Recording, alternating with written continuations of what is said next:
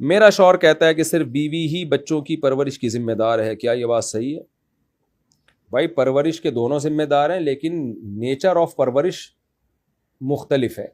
माँ की परवरिश का तरीका ये है, उसको दूध पिलाए, उसके जो जो भी उसकी रखवाली है, बच्चे को सुलाना उठाना। बाप की जिम्मेदारी है वो कमा के लाए।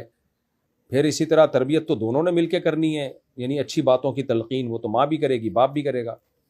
तो अब अगर खातून ये चाहती हैं कि शौहर ही बच्चे को 24 घंटे गोद में पकड़ के बैठा रहे, सुलाने और बच्चे को उठाने का इंतज़ाम भी शौहरी के ज़िम्मे है, तो ये गलत हो जाएगा। भाई उसके ज़िम्मे कमाना है, आपके ज़िम्मे घरदारी है।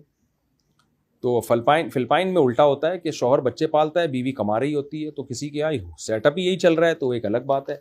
ये दोनों काम तो नहीं हो सकते ना, कमाई भी औरत और फिर बच्चा भी पाले। तो कमाने की जिम्मेदारी अल्लाह का जो कानून है वो ये है कि शौहर है, और घर में बच्चे की जिम्मेदारी वो बीवी के ज़िम्मे है। शौहर कमा के लाएगा, बेगम घर में बच्चों को पालेगी।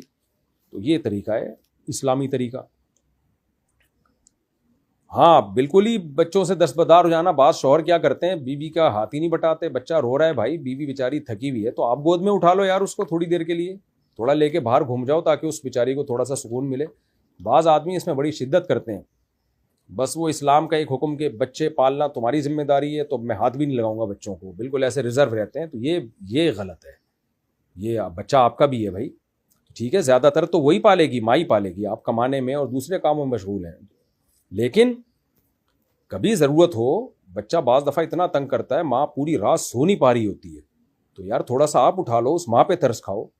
थोड़ा सा आप बच्चे को लेकर आप बाहर घूम लो थोड़ा सा, ताकि उसको थोड़ा सुकून मिले। तो गैरतमंद आदमी जो है उसको चाहिए इन चीज़ों में अपनी बीवी का हाथ बटाए। बच्चे भी इससे बाप से मानूस होते हैं कि कभी कभार अब्बा भी हमें गोद में उठाया करते थे।